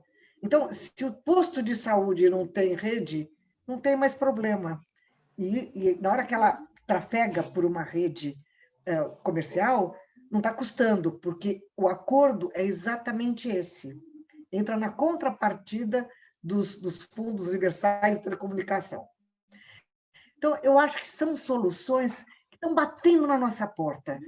E como tem que ser o nosso modelo de raciocínio, a gente tem que pensar rápido para exatamente o público que a gente representa não ficar fora. E é por isso que a gente está correndo atrás não do prejuízo, correndo atrás do sonho. Porque eu acredito que isso vai acontecer rápido. Porque, de verdade, é barato e você monitora. E vai reduzir muito a vinda do paciente ao laboratório quando realmente precisar. Obrigada por tudo que você falou, Isabel. Obrigada mesmo. Você inspira. Professor Hilton Korg, professora Lina Mara, professora Isabel, sintam-se abraçados, até desde os Estados Unidos, né? O professor Diwan está presente, is joining the session, e pelos elogios no chat, e professora Isabel, compartilhamos desse sonho e creio que, né, vocês estão nos levando, nos conduzindo para esse caminho da reabilitação. É uma inovação disruptiva, acho que não tem mais volta depois da noite de hoje. Então, nós estamos muito honrados. É a primeira vez que eu apresento essa modelagem toda. A gente fala o tempo todo. Eu resolvi juntar tudo, porque, primeiro, que eu acho que a gente está precisando enxergar a luz. Segundo, porque a gente precisa divulgar, disseminar, para que venham outras ideias e para que outros grupos se associem a esse esforço maravilhoso, que é a gente mudar o jeito de pensar saúde. Desculpe te interromper, Marta. É que como eu entrei tão abarrotada, eu já fui falando, eu fiz que nem ontem lá, que a presidente da academia até me falou, na hora que eu dava as palavrinhas, eu já estava começando, porque eu fiquei tão preocupada com a história da plataforma, então eu nem fiz aquela coisa habitual e elegante, e educada e necessária de cumprimentar todo mundo. Mas, então, até antes da Marta terminar, eu queria dizer para você, e eu estou de novo, como já disse várias vezes, e escrevi, o quanto você facilitou e viabilizou esses encontros e a importância que você tem como presidente da academia. E eu estou de novo contando para esses amigos queridos, eu olho aqui para essa tela e eu fico pensando, né? Quanto tempo que eu não vejo Clarice Petramalli, que alegria, né? Encontrá-la aqui. Como o Aníbal, como o Roberto, que eu sou fã de carteirinha. Aí, as amigas que eu vejo mais em São Paulo, né? A Cristina. Mas aí estou encontrando aqui a Perpétua, tão querida, que a gente tem conversado bastante, porque estamos com uma amiga em comum aí fazendo tratamento, e o nosso queridíssimo professor. Mas eu queria falar de cada um e de todos, porque é uma alegria a gente estar aqui junto. São essas coisas que você viabiliza. E aí eu pensei, se eu apresentar para os meus amigos, eles vão ter liberdade para criticar, ideias para melhorar, e quem sabe nós todos nos associarmos nesse grande modelo de inovação. Porque o que está lá atrás foi muito bom para aquele momento, Isabel falou bem, mas não serve mais. É nítido que nós estamos caminhando numa rua sem saída. O custo lá para cima, as dificuldades de formação. E, Isabel, hoje eu tenho exatamente, eu fui contar, para ter certeza que eu não ia falar, eu tive um evento à tarde e até eu apresentei isso. Eu fui contar, eu tenho 20 pacientes em Manaus, pós-Covid. E que eu tenho certeza que eles estão bem atendidos. Quer dizer, a possibilidade que a plataforma nos dá de você chegar aonde o paciente precisa. Hoje a gente entra na casa do paciente ao invés dele vir no nosso consultório. E quando eu entro na casa do paciente, eu vejo a relação daquela criança com a mãe. Eu vejo a ajuda que o marido está fazendo porque a esposa está com dificuldade. Isso me mostra quem é aquela pessoa, quem é esse núcleo e como é que a gente tem que interferir. Como a gente vê também um pouco o caso, aí também não sei, diz que eu não posso, mas pede para tua filha ajudar, não posso, diz que eu não posso. Então, a gente começa a entender a dinâmica, fica mais fácil para a gente superar as barreiras e trazer esse paciente de volta para a sociedade. Eu acredito na tecnologia, por isso que eu trouxe isso para vocês. E, professora, nós temos o padre Gil Lopes, né, nosso querido acadêmico Aníbal, já com a mão levantada há bastante tempo, então gostaria muito, padre Aníbal, que o senhor fizesse as considerações ou perguntas. Por favor, a palavra está com o senhor. Muito obrigado. Essa está sendo uma noite extraordinária e uma das coisas talvez mais importantes dessa noite é a capacidade muito típica da Linamara, não é? De gerar esperança e alegria. E a medicina passa por um momento de transformações radicais. O exercício da medicina, como nós, pelo menos na minha geração, que eu sou talvez, depois do nosso presidente, talvez um dos mais antigos da academia, nós temos que criar parâmetros e balizamentos novos. O exercício da medicina, esse ir ao encontro do outro, oferecendo aquilo que temos na sua realidade, tem que assumir uma contemporaneidade. E eu vejo que em inúmeras outras áreas as coisas têm evoluído e as coisas têm sido aceitas pela sociedade. Portanto, Linamara, Isabel, não é? Você também, vencer os parâmetros cristalizados. Talvez a maior dificuldade na ciência é superar aquilo que a gente acredita. Ser capaz de desacreditar no que acreditamos para começarmos um novo olhar. Essa noite eu acho que traz isto. E eu sempre me encanto com todas essas coisas, ainda que a minha área de atuação não seja fisiatria, nunca tenha sido, não é? Mas eu gostaria de questionar uma coisa que tem me chamado muito a atenção, que são as roupas inteligentes. Nós sabemos que, especialmente nos idosos ou pessoas que têm certas doenças que levam ao desequilíbrio, à propensão à queda, por exemplo, que queda é uma coisa pavorosa, com graves consequências, particularmente nos idosos. E nós temos hoje toda uma possibilidade de roupas com sensores que, diante de movimentos bruscos, elas podem insuflar e proteger na queda de uma lesão maior. Eu gostaria, pergunta de curioso, né? Me perdoem alguém que não é da área ousar fazer perguntas. Mas como é que tem sido trabalhada essa questão de roupas inteligentes? Porque uma coisa é nós termos alguém em reabilitação, outra coisa é termos este alguém em reabilitação sujeito a novos traumas, queda é uma condição de trauma, e termos pessoas que sem nenhuma lesão, mas simplesmente pela sua faixa etária, pela sua condição de saúde, estão expostas a riscos. A nossa medicina, ela tem cada vez mais que ser preventiva. Ela tem todo esse monitoramento. Nós já temos em cardiologia, por exemplo, se detectar uma alteração de frequência cardíaca, você já tem o desfibrilador instalado no indivíduo. Não é? Então, Lina Mara, você que tem uma rede fantástica, e mais do que uma rede, você tem essa coisa interior, que é a dinamização das coisas. Você poderia contar um pouquinho para mim, um pouco mais preventiva, na área de prevenção de lesões em populações de alto risco de vir a tê-las? Eu tomei o exemplo de roupas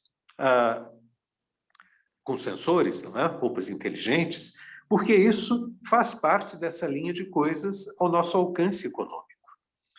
Aquilo que realmente importa em medicina, no meu entendimento, são as pequenas ações com grande capacidade de resolução.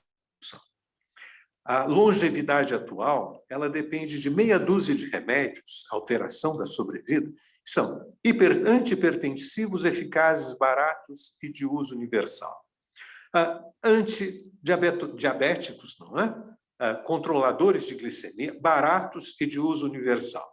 E nós não gastaríamos os 10 dedos das mãos para elencarmos as tecnologias de alto impacto. Enquanto que as tecnologias de altíssimo custo, elas têm proporcionalmente baixíssimo impacto na qualidade de vida da população. Não estou me referindo a pessoas. Claro, para um indivíduo, uma tecnologia de alto custo, ela pode ser excelente. Mas quando nós vamos olhar esta relação de custo-benefício e com avaliadores de qualidade de saúde populacionais, são critérios muito importantes. Então, eu gostei muito de toda essa fala de tecnologias que, na sua simplicidade e baixo custo e acessibilidade, elas são capazes ou têm o potencial de trazer melhoria de qualidade de vida, de sobrevida, inclusive, muito importantes. Essas são as questões que Clarice conhece muito melhor do que eu, mas que, como membro da Conitec, nós discutimos continuamente. Quer dizer, qual é o impacto de uma tecnologia na qualidade da saúde do povo, da nação? Gostaria de parabenizar imensamente. Foi uma noite magnífica. Desculpe eu estar falando e atrapalhando outras perguntas, talvez, intervenções que pudessem trazer muito mais benefício. Muito obrigado. Lina Mara, som. Lina Mara, ligar a sua câmera. Os teus comentários muito oportunos e muito necessários, e me remeteu a uma questão que talvez pouca gente aqui lembre. O professor Araújo Leitão nos dava aula sobre paralisia cerebral, né? Era o nosso grande mestre. Tinha livros, tinha conhecimento, tinha experiência, então todos vínhamos beber na fonte. E quando nós discutíamos sobre métodos sofisticados, que naquela época tinham nomes e sobrenomes, ele dizia nada que seja complicado e que a pessoa não consiga fazer sozinha. Não adianta, não. Precisa ser uma coisa tão simples que ele faça em casa. Porque tinha um que levantava, outro que amarrava, outro que ia na gaiola, e ele dizia, não, nada disso. E eu acho que quando você tem uma pessoa que te inspira, como é o caso do professor Araújo Leitão, né, que nos inspirou a todos, a gente grava algumas mensagens que servem para a vida toda. Então, toda vez que eu penso em alguma mudança, alguma tecnologia, eu penso como ela pode ser tão simples que o indivíduo não dependa de terceiros. Porque todo mundo fica muito alucinado com os exoesqueletos, e eu falo, eu não me atrevo a pôr 20 quilos nas costas de ninguém. O material é ruim, a bateria pesa. Não, tem que mudar. E acho que vai sair coisa nova, materiais um pouco mais leves e flexíveis. Quando você fala nos vestíveis, nos wearables, tem que ser a mesma lógica. Se eu vou usar alguma coisa que sinalize um risco para alguém perto, que pode ser um familiar, pode ser um vizinho, pode ser até o zelador do prédio, para ele te socorrer, precisa ser em situações muito bem desenhadas, porque eu estou interferindo com mais um. Agora, quando eu tenho uma situação, poderia ser essa do estilo do... Como a gente tem no carro, como é que se chama? Quando você bate o carro, que abre o... Airbag. Isso, airbag. Podia ser nesse estilo, que a pessoa consiga se virar sozinha, então ela consegue acionar um sistema, eu acho que dá para pensar. Mas, se não, o risco é a pessoa, em função desse sistema de ajuda, não conseguir, inclusive, se movimentar para chamar socorro. Eu acho que nós temos que pensar, até porque uma população que está envelhecendo e as famílias diminuindo, cada vez você tem menos pessoas na família para cuidar dos seus idosos. Então, evidente que nós temos que pensar em soluções, mas eu acho que está faltando um pouco de engenharia de materiais. Está faltando também, e eu estou vendo, tem um empreendimento em Santos, que é um apartamento conectado, é um prédio conectado. Então, você tem, não sei com que intervalo, se você não passar numa determinada porta, aciona um alarme. Se você deixar de dar não sei quantos passos dentro de casa, aciona um sinal. Quer dizer, tem uma série de coisas que ajudam alguém que está numa central a monitorar. Agora, quando é uma coisa muito individual, que você não tem nem massa crítica para ter alguém monitorando, é o custo. De novo, a gente volta para a questão do custo. Eu entendo o que você está falando, entendo a necessidade. A gente precisa... O risco de queda é um horror. Mas se a gente tiver uma medicina preditiva, eu vou entender que a pessoa está evoluindo para essa situação e eu vou conseguir recuperar antes. Uma das coisas que o fez, que a Isabel inteligentemente lembrou, que ninguém é obrigado a saber o que é, a gente fala em sigla, essa estimulação elétrica funcional, faz exatamente isso, é recuperar a musculatura, melhorar a condição. Agora, a gente vai ter que mudar os ambientes, né, Libão? Como nós vamos ter que mudar toda a arquitetura hospitalar. É nítido, eu ando pelos nossos hospitais lá, abrindo janela, falando, aqui, faz uma janela aqui, faz uma janela lá. Porque primeiro a gente fechou tudo, agora a gente vai abrir tudo. Exatamente porque as doenças infecciosas têm esse chamado. As casas vão ter que mudar também. A gente vai ter que ter espaços adequados, confortáveis e seguros. Tudo que parece hoje uma heresia, por exemplo, ter um suporte acompanhando a parede para você segurar, vai virar moda. Como não existe hoje construção de alto luxo que não tenha barra nos banheiros. Então, eu acho que assim, nós vamos ajustando as coisas para garantir uma palavra mágica que se chama bem-estar. E bem-estar tem muito a ver com essa condição de independência, né? A gente gosta de sentir que a gente dá conta da gente mesmo. E a ajuda é boa. Eu gosto muito de uma fala da Ana Cláudia, que fala muito de paliativo, que ela fala assim, o se deixar cuidar. A gente precisa aprender, claro, até porque também é bom receber cuidado, mas é bom a gente receber cuidado, a gente se deixar cuidar nos limites daquilo que a gente decide, né? Nos limites daquilo que a gente quer. Então, eu acho que a gente vai ter que mudar muito. Tem muita coisa para se pensar em termos de arquitetura, de moradia, de elevador. porque o mundo mudou, e mudou para melhor. Essa é a boa notícia.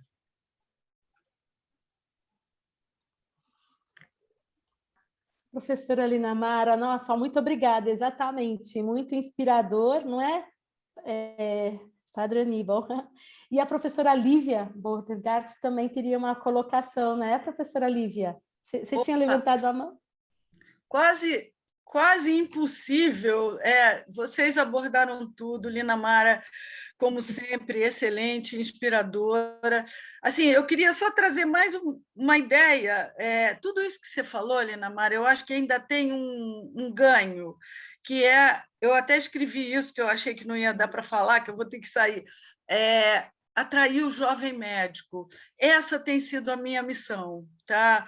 Porque eu concordo gênero, número e grau com você, mas onde é que a gente pode falhar é que se a gente não conseguir atrair o jovem médico para a reabilitação. Eu acho que esse é o nó que a gente tem aqui no Rio de Janeiro, aqui é um problema, entende? Então, isso eu acho que tudo que você está falando é atrativo para um médico. Eu acho que a gente precisa fazer um coach com a Marta, porque a gente não está dando conta de tanto aluno em volta da gente. Exatamente. Na iniciação científica, nos ambulatórios, na liga. Isso. Mas, Marta, de verdade, eu acho que você achou o fio da meada. Isso. Essa ativa vivia cheia também, dos residentes atrás dela, os médicos, até hoje, né? Quando ela chega no hospital, é uma festa, porque o que ela sabe de propedêutica é uma loucura. Mas a Marta é impressionante, porque ela foi pegar o aluno do primeiro ano. E quando ele chega no quarto ano, ele está derretido já pela reabilitação. No sexto ano, se ele não entrar na residência, ele se joga da janela. É impressionante. A gente tem tido uma procura enorme. Mas, Marta, de verdade, você precisava estruturar isso e contar. Ela fez uma palestra no Congresso Internacional sobre isso, os estudantes, os jovens médicos e a reabilitação, porque tem um link para a gente atrair. Eu acho que ela tinha que falar sobre isso, porque nós todos, de alguma maneira, estamos envolvidos com estudantes, com preceptores que estão falando com estudante, com professores, e eu acho que a gente precisa atrair o médico para a especialidade e atrair o médico para essa lógica de que o cuidado é o que faz a diferença na nossa vida. Quando você está cuidando do outro, você está melhor com você mesmo. E essa é a essência da medicina, né? É a essência. Muito bom. Vou dar para vocês uma fofoca. A Marta é a representante americana na Global Alliance for Rehabilitation. Que foi convidada para ser... É o grupo que está estudando como conduzir as políticas públicas e mostrar para a sociedade a importância da reabilitação no mundo futuro. Então, ela tem hoje um desafio do tamanho dela mesmo, mas ela dá conta de tudo. Parabéns. Ontem nós tivemos, né, graças ao convite do professor Roberto Vital, uma sessão na Academia de Medicina, não é, professora Linamara, do Rio Grande do Norte, e saímos como se num outro mundo, né? Tão cheios de esperança, como o Padre Aníbal está contando para a gente, tão cheios de inspiração. Hoje, então, acho que somos pessoas diferentes. Eu sou uma pessoa diferente do que eu era às 20 horas da noite deste dia 2 de junho de 2021. Eu queria dizer que, porque tudo também, não é, professora Lívia, tem uma história. A professora Linamara é professora titular da Faculdade de Medicina, então isso criou uma disciplina obrigatória. E hoje nós tivemos a avaliação final do terceiro ano da faculdade, então são 180 alunos que passam pela reabilitação. É uma disciplina de 20 horas, mas quando a senhora vê um grupo de alunos avaliando um paciente com uma lesão medular nível T4 e dizendo, olha, realmente, se nós utilizando a medida que no grau 1 ou 2 para subir escadas.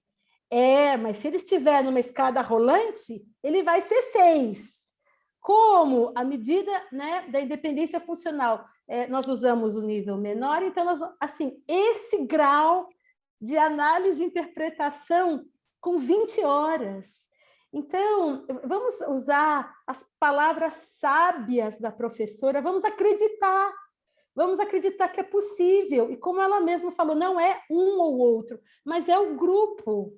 E até queria dizer, como uma inspiração para todos, que a origem desta reunião não é a professora Hilton de hoje, foi inspirada numa aula de uma liga acadêmica do Gabriel Henrique, que é filho da nossa digníssima acadêmica Patrícia Daflon, e aí foi aí que surgiu essa reunião. Então, vamos acreditar que a gente pode fazer um mundo melhor.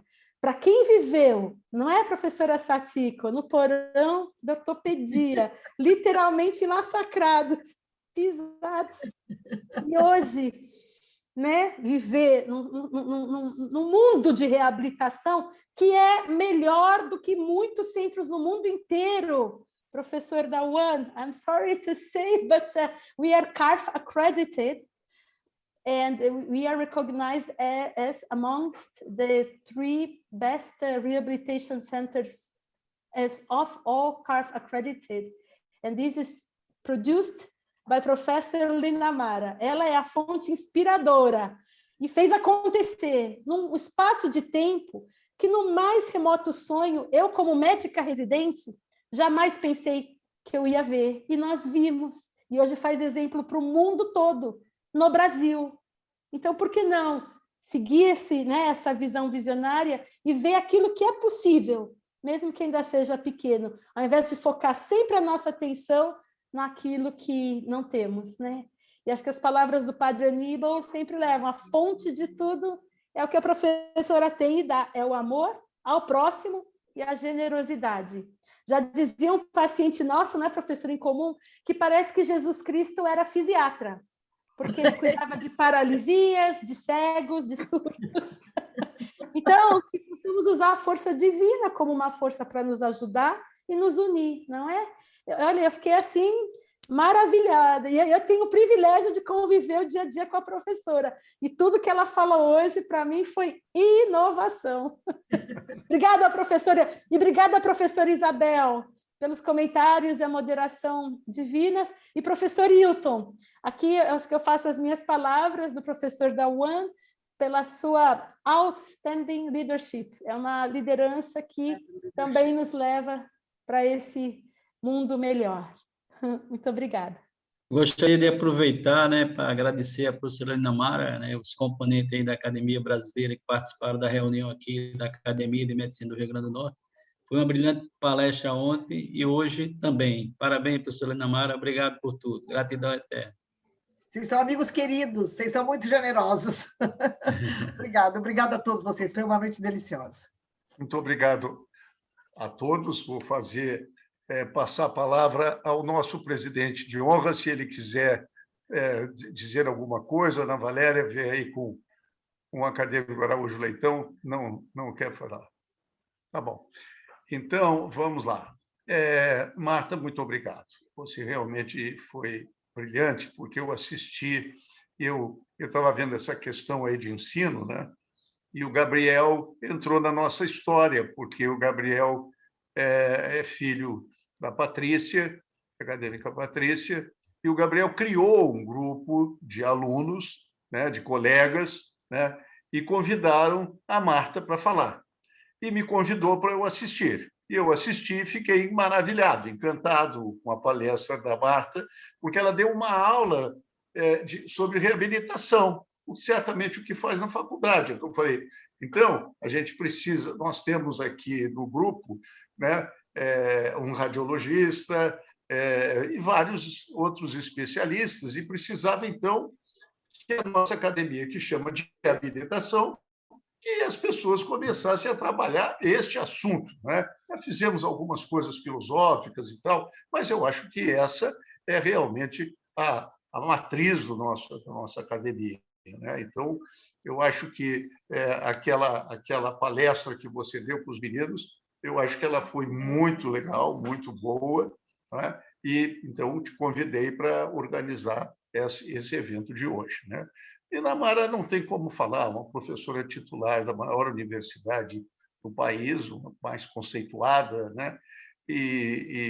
Então, ela sorrindo sempre, sempre, é uma coisa impressionante, essa mulher que fica sempre sorrindo, né? E passando um recado didático, desculpe, muito agradável. Então, quero aproveitar também, Linamara, para agradecer aqui de público a sua postagem em relação ao Fica Hilton, né?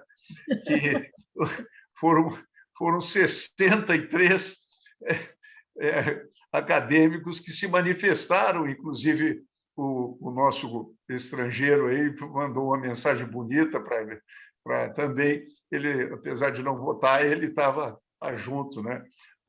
Queria agradecer a Vânia, que está traduzindo para ele muito do nosso trabalho aqui hoje, né? Ele acaba... que nos Estados Unidos quase todo mundo aprende um pouco de espanhol também, né? De repente, ele vai aprender português agora para participar conosco aqui do nosso trabalho, né? Então, Linamara, eu já tinha assistido ontem, foi um show também, um sucesso danado, né? Coordenado aí pelo nosso rio-grandense do Norte, que eu sou rio-grandense do Sul, e foi também um espetáculo, né? E a Isabel, a querida Isabel, tem uma história, nós temos uma história interessante, porque eu era professor do Departamento de Radiologia da Faculdade de Medicina da Universidade Federal do Rio de Janeiro, e um dia alguém achou que medicina física ela deveria ser da radiologia, né? Quer dizer, eles consideraram a física uma outra coisa, né, Isabel? E aí ela conheceu o melhor residente de radiologia que a gente teve, que está com ela até hoje, que é o Cláudio, né? Então, histórias, a gente vai ficando mais velho e vai então, contando histórias, né? A Dilza também tem um irmão que é radiologista, fez com a gente aqui no Rio, trabalhou com a gente, né? Então, assim, eu queria cumprimentar a todos. Eu vou a vontade é citar cada um e cada uma historinha de cada um, mas aí vai ficar uma noite muito longa, né? Agradecer o acadêmico Aníbal, que tem sido muito gentil comigo, tem me acompanhado e me ajudado bastante pela experiência dele, e tem sido muito, muito importante, né?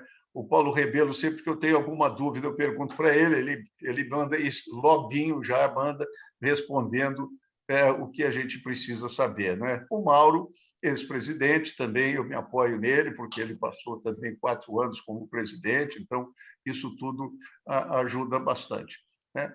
Então, gente, eu queria, mais uma vez, agradecer a presença de todos, dizer que fiquei muito feliz de encontrar a Tânia, que é a Tânia, esposa de um colega nosso, né, que ela aceitou o convite para estar aqui hoje, e a Beth, nós nos conhecemos há tantos e tantos anos, né, e fico feliz porque a gente tem uma turma da Faculdade de Medicina que é excepcional.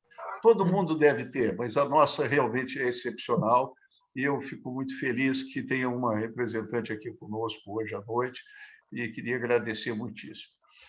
Doutor Hilton, perdoe-me, mas antes que o senhor encerre essa sessão, eu só queria deixar bem claro, bem ratificado, que nós já o elegemos, não é isso?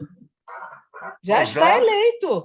Sim, não há necessidade de mais eleição, já foi feita a eleição. Formalmente precisa ter a eleição. Não, mas só para a festa, porque de fato já elegemos. Obrigado. Eu queria ainda dizer que uns dias atrás a gente fez uma homenagem aos eméritos, não é? Eu acho que os nossos eméritos mereciam ter um destaque, de alguma forma, na nossa academia, e assim foi feito. E agora faremos aos honorários da academia, né? Tem pessoas assim já bastante idosas e tudo, mas faremos essa homenagem no dia 23. O acadêmico Omar da Rosa Santos, que é o nosso orador, ele fará a homenagem da forma oral, né? Sobre cada um desses homenageados. Será uma sessão simples, absolutamente simples. Eles já estão recebendo o presente pelo correio, né? Os de fora do Rio, né? E será pelo correio. É uma estatuazinha da Sonotrácia, junto com uma plaquinha de cumprimentos da academia e reconhecimento a eles todos, né? E os do Rio ficou mais fácil mandar por motoboy, né? Então, aí o camarada recebe mesmo direitinho em casa. Então, nós estamos fazendo isso no dia 23. E no dia 30, a Cristina May, que está aqui também conosco hoje, ela também vai fazer, organizou também um programa para que a gente possa dar divulgação bastante mais dessa questão toda da reabilitação, né? E obviamente, apesar do carinho e do amor e de tudo que vocês me patrocinaram, deverá ter uma eleição. Então, a Regina vai mandar para cada um por e-mail, já que a gente não pode se reunir, né? E eu tinha uma vontade muito grande de dia 18 de agosto, então, dia 18 de agosto, a gente, como é dia do aniversário da academia, que a gente, eventualmente, a Lina Mara consiga debelar esse raio dessa pandemia aí, de algum jeito, né? Vamos ver se a gente consegue fazer alguma coisa para que a gente possa se encontrar, aqueles que possam vir, né? A gente tem um espaço lá na PUC, aqueles que já conhecem, está todo organizado com distanciamento, com álcool gel, com tudo e tal, e parará. Então, não sei se vai dar, mas, de qualquer maneira, a gente vai carregando os dias para lá, mas a gente precisa, agora, com essa novidade de nos encontrarmos aqui frequentemente, brincar e se elogiar e se acarinhar, não é? Que a gente possa fazer isso também pessoalmente, não é? Pelo menos que a gente faça isso uma vez por ano, talvez, não é? E claro que ninguém, agora que a gente brasileirou um pouco, né? O Aníbal e a própria Lina Mara me ajudaram, né, para a gente brasileirar um pouco mais a nossa academia, que senão ela fica muito Rio de Janeiro e um tanto de São Paulo, né? Então, a gente conseguiu fazer isso também com alguns, guardar algumas vagas para que as pessoas de outros estados possam vir participar e modernizar a nossa academia. Então, eu quero, mais uma vez, agradecer muitíssimo, principalmente a presença do presidente de honra dessa academia, em que eu fui lá conversar com ele, se eu poderia ser o presidente da academia, e ele tem me apoiado sempre, tem sempre me apoiado e tem frequentado as nossas sessões. Isso aí que eu acho que é absolutamente fantástico, né? Que ele possa estar sempre, sempre conosco. E quando pergunta-se alguma coisa, ele responde. Ele também apoiou a minha reeleição, né? Então, temos agora mais um período pela frente. Queria realmente deixar um abraço. Queria agradecer ao Eduardo Afonso, que veio lá, está lá do Rio Grande do Norte, né? Ele veio assistir a nossa sessão hoje também, convite dos nossos amigos de lá, de ontem, da palestra de lá. Lina Mara, você não para de sorrir, Lina Mara. Você tem que dar uma coisa que tem aí, uma coisa linda demais, né? O Bete, vê se dá uma risada boa também aí, vamos ver. A Tânia está rindo, a Ana Valéria está rindo, vamos ver. A Isabel está rindo. A Marta também faz um sorriso todo, né? Aí tem a Dilza, que também é séria, mas já está dando um sorriso. Ela, Clarice. A Perpétua Baiana, então, é uma mistura também, né? Perpétua é muito querida, sabe? Aí, quando estava fazendo a chapa, aí todo mundo queria que você fosse, mas aí o Paulo falou, não, o estatuto não deixa honorário ser da diretoria. Mas eu arrumei um negócio para você, entendeu? Então, pode deixar que daqui a pouco vai chegar, tá bom?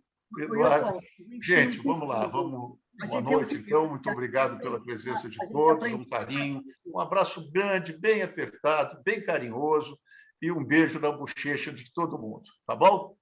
Beijo. Boa noite. Boa noite.